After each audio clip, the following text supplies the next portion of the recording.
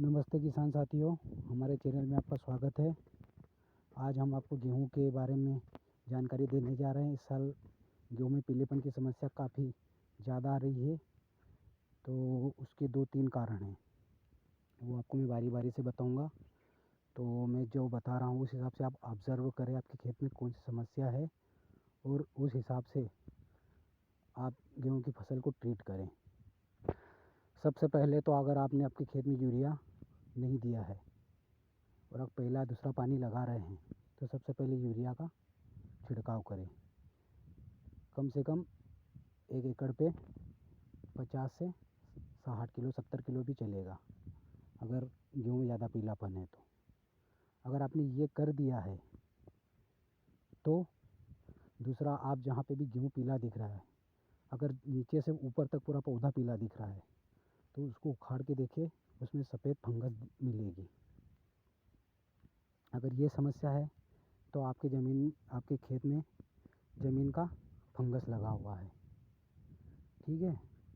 अगर ये समस्या नहीं है और ऊपर की पत्ती अगर सूख रही है तो उसको, गेहूं का जो पौधा है उसको ऊपर की जो पत्ती जहाँ से स्टार्ट हो रही है उसको खींचे और उसको एकदम गौर से देखें, उसमें बारीक लट आपको दिखेगी।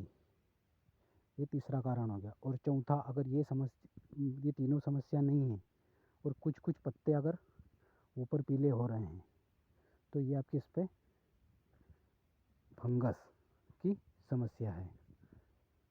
और जो येलो रस्ट होता है, जिसे रतवा बोलते हैं, पीला रतवा, वो तो मैंने ऑब्ज़र्व करा मेरे खेत में तो वो नहीं है, तो उसके लिए आप निश्चिंत रहें, वो चीज़ें अभी नहीं है। अगर वो होगी तो उसका भी आप पता कर सकते हैं। जो पत्ता पीला दिख रहा है उसको हाथ में पकड़ के ऐसा खींचे, अगर वो पीला रतवा होगा तो आपके हाथ पे उसका कलर, पीला कलर लग जाएगा। पर ये समस्या 99% नहीं है। तो जो 3-4 मैंने आपको मेन समस्या दिखाई है वही है। मेरे गेहूँ में हल्का पीलापन आ गया था, अभी आप देख सकते हो कितने शानदार गेहूँ हैं। ये आगे भी देख सकते हैं आप, इधर भी देखो, ये बहुत ही शानदार है।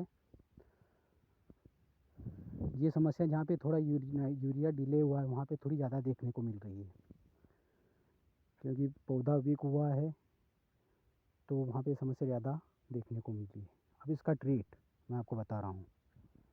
अगर पौधा ज़मीन से सूख रहा है, पूरा पौधा पीला होकर सूख रहा है, तो इसके लिए आप ज़मीन में कोई सा फंगीसाइड पानी के साथ दे सकते हैं, जैसे कार्बेंडाजिम बेंकोजेब हो गया, या फिर इसके बाद किटाजिन भी आप दे सकते हैं, उससे भी कंट्रोल हो जाएगा। पर साफ फंगीसाइड यूपीएल का जो है वो बेस्ट रहेगा, सस्ता भी है, उसका रिजल्ट भी अच्छा रहता है। या फिर आप 50% जो कार्बेंडाजिम रहता है, बाविस्टिन नाम से आता है, अगर वो नहीं भी मिले तो किसी भी कंपनी का आप ले सकते हैं।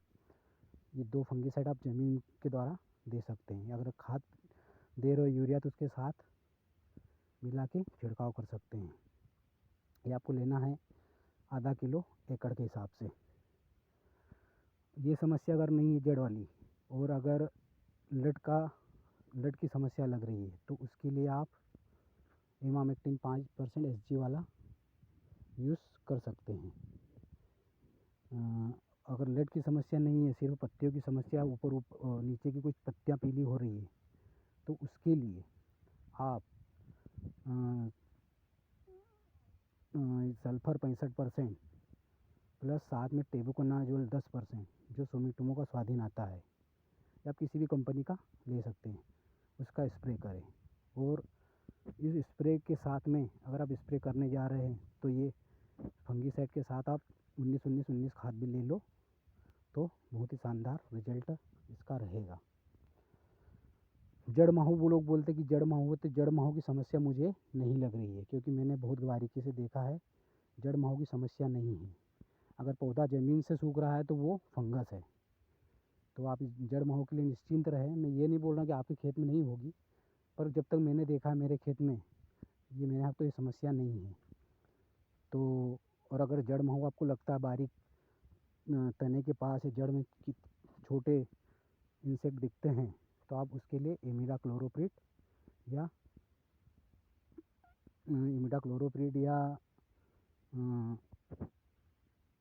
किसी अन्य दवाई जो माहू के लिए रहती है उसका यूज़ कर सकते हैं। इमिडाक्लोप्रिड सबसे बेस्ट रहेगी। तो ये चीज़ें आप करेंगे तो आपके गेहूँ निश्चित रूप से बढ़िया हो जाएंगे।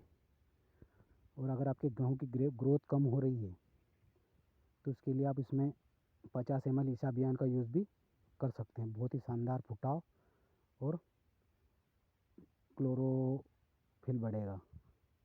तो आज की जानकारी थी ये गेहूँ के ऊपर। धन्यवाद।